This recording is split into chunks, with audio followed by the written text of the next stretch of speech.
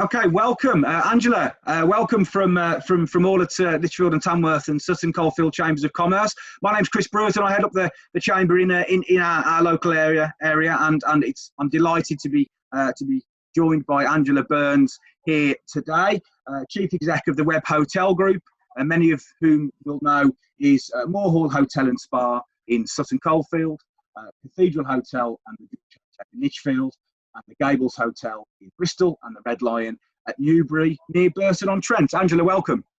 Welcome. Thank you, Chris. Thank you.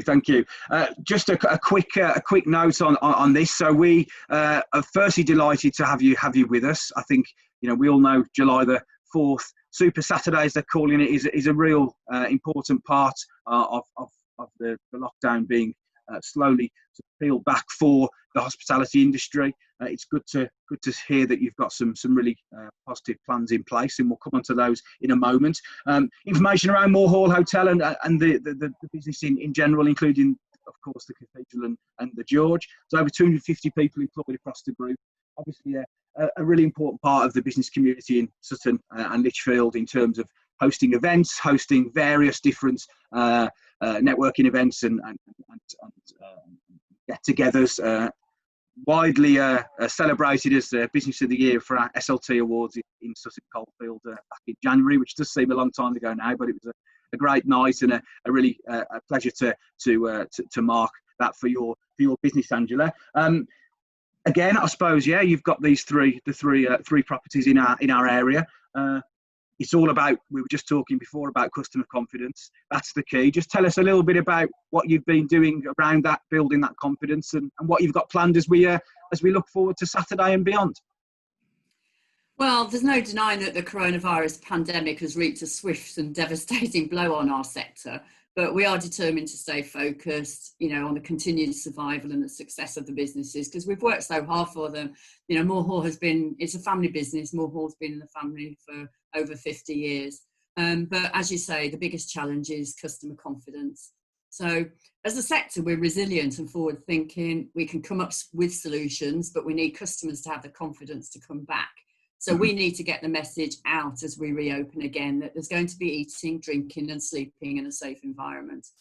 We're a business that sells experiences, not a product. So we sell food and drink and rooms, but people are really coming for a social experience. Yeah. So we need to make sure that atmosphere and experience is still going to be there, but that it's safe, it's in safe guidelines, so we're doing all what everybody else is doing. All our staff are going to be thermometer checked.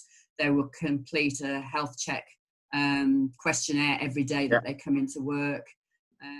We've got social distancing. We've talked a lot between us about the one in, one out in the toilets and things like that, in the lifts, how the tables are spaced, one-way systems and such like that. So I think we've got it. I think the first few days are going to be probably a little bit chaotic. We don't know how many people are going to turn up. That's the question. If it's people will just want everybody come out and we'll be mobbed, or everybody will be staying home and we'll be quiet. So we're very excited, though, really excited to be opening the doors again. It's been so sad to see the properties with the doors locked and nobody in them.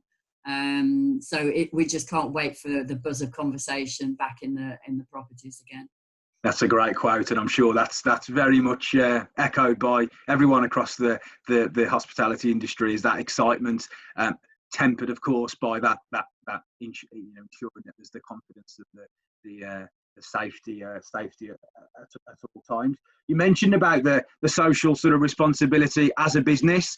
I suppose that comes in two ways. That's the social responsibility in terms of safety, but also being that hub for people to meet and enjoy themselves and enjoy each other's company. How tough has that been as a business to not see that happening? It's been absolutely awful. The family, as I said, we're a family business, and pretty much the family have been manning the shop while it's been closed. We've had a member of the family on the properties every night, just for security, really. and been answering the phones. The furlough scheme has been absolutely amazing, and it's sort of been a lifesaver. So most of our team are on furlough. We've had a very, very small team manning the ship. But people are still phoning even throughout the lockdown. People are still phoning, asking questions about whether weddings can take place, or so whether Christmas is going to happen, or when the bedrooms are going to be open. One of the properties has been open for key workers, so we've still been taking some bookings for that. But it's just not been nice to, and I'm sure everybody who's got a hotel or a restaurant or a pub, to walk in there, not see the pumps, and the tills clinging, and the drinks on the bar, just even the bar, we cleared all the drinks out, so it just looks empty. I suppose that might not have been the case for perhaps decades, not having a stocked bar for whatever reason. I think we're a 24-hour a day, 7 days a week, 365 days of the year business. We have never locked the front door. We have never not been open. There's always customers. There's never a day when you don't have a customer. So it's been very, very strange. Yeah, absolutely. And you mentioned that staff and the furlough scheme, and obviously, you'll be bringing some of those staff back, subject to demand. Just take us through. You mentioned about Moor Hall, obviously in Sutton, and the George in Lichfield, which is in the centre of Lichfield. The cathedral isn't opening yet, the Cathedral Hotel. Just tell us about how you're sort of managing that demand and managing that process, because again, that's a really important part of your responsibility to staff, but a tough situation for you as well, I suppose. Yeah, well, obviously having 2 hotels in Lichfield means that we're just going to open the one, the George, just to see what the level of demand is. There's not any point in having 2, sort of quarter full hotels and all the staff needed for both. We might as well have one half full. So we will just open the one to start with, just for a few weeks, see what the demand's like, and then as soon as we think that we've reached a demand that warrants opening the cathedral, that will be open again as well. So then we'll all be open, which would be nice. Yeah, absolutely. And yeah, the big question: how do we book? How do we get involved? How do we come and visit the hotels from the 4th? What's the process there? Well, obviously we've got phones, so people can phone, people can email. Phones and emails are being answered still, even though we're closed. And obviously the website. So, there's all the details on the website. You can book online for the restaurant, book online for rooms. But phone or email is just as... Okay, wonderful. And you mentioned about weddings and about the sort of your big sort of part of, I suppose, business is those large gatherings. Obviously they're not quite okayed just yet. Just tell us about those weddings and how you've managed to deal with people who are obviously very keen to get married and enjoy their day, and give us a bit of a feedback around that side of things. Well, the government's been very slow to give us guidelines, which has meant it's been very difficult to know what we need to do. Customers think that we get the guidelines before them, but we don't. The first we hear about them is when Boris or whoever does his press briefing. So it's hard, and it's been particularly hard for brides and grooms. They spent many months, maybe years, planning their big day, and they still don't know if it can be held. We know now that weddings up to 30 can take place.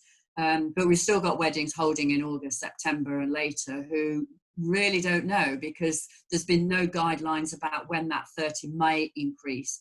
And I do understand that it's all down to the R rating and that sort of thing. But if we had a bit of information that maybe the next stage would be up to 70 or the next stage up to 100, at least we'd be able to give some reassurance to those brides and grooms that, there's a possibility that it can still go ahead.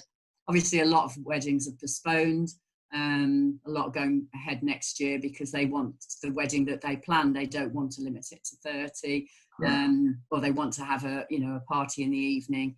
So just for security for them and, safety for them, they've decided to just move the whole thing to next year.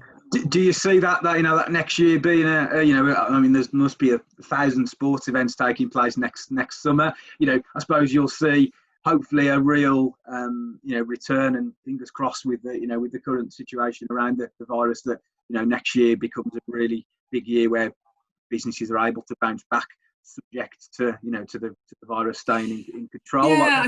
I think we, at the end of the day, we're just going to write 2020 off as a bad year, and look forward to being properly open 2021. It's going to be tough this year, definitely, for everybody. We're not any different to anybody else. No. But the pandemic has sort of certainly changed the way we think and act about many things. So, who knows how many of those changes will stay for the near future. But we don't know how this year's going to go, but hopefully absence will make the heart grow fonder. Absolutely. It might change the level of appreciation of what our industry does for the community and the social fabric of the country. Hotels, restaurants and bars are sort of taken for granted sometimes, but they are the centre of our social lives, really. As I said at the beginning, we don't really know how busy we're going to be this weekend.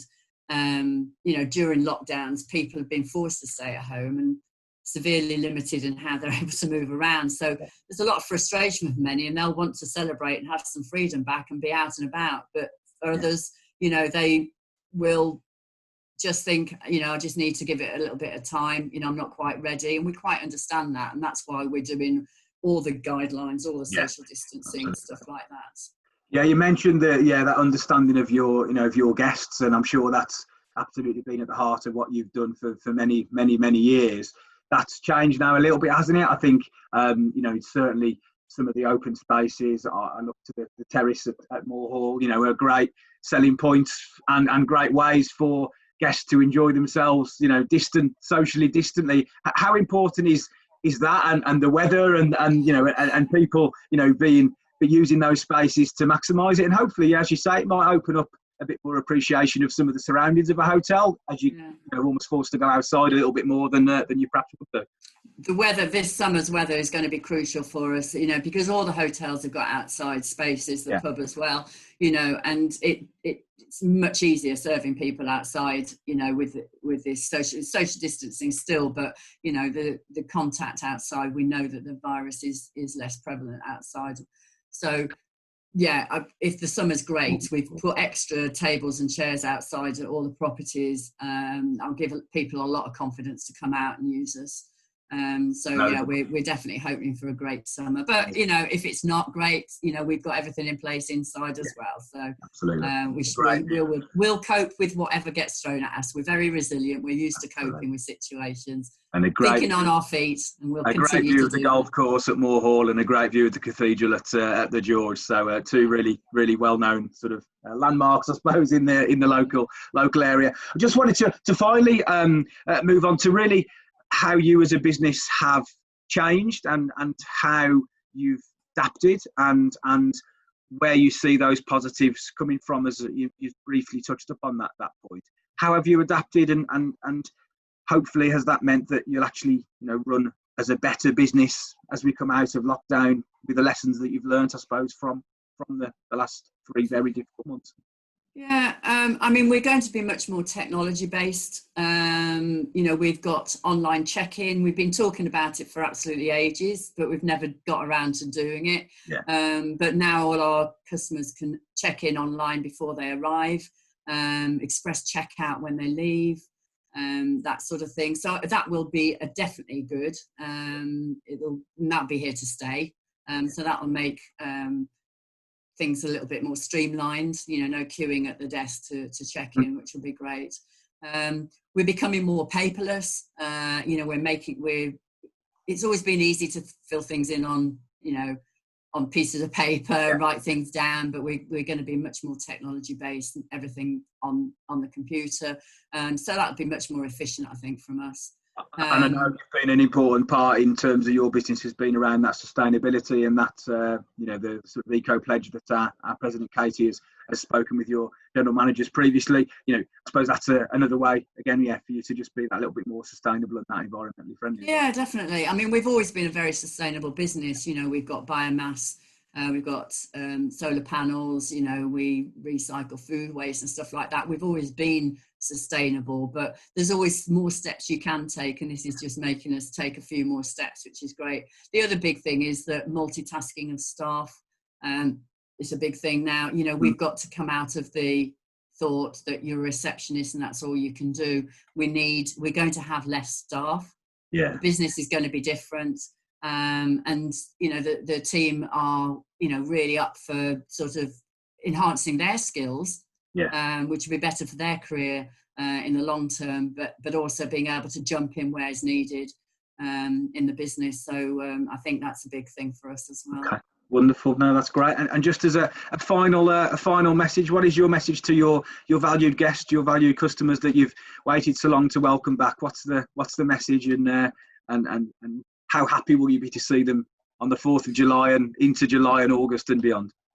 Well, we absolutely can't wait to see them. Without a doubt, we can't wait to see them. We are going to have the biggest smiles on our face on Saturday.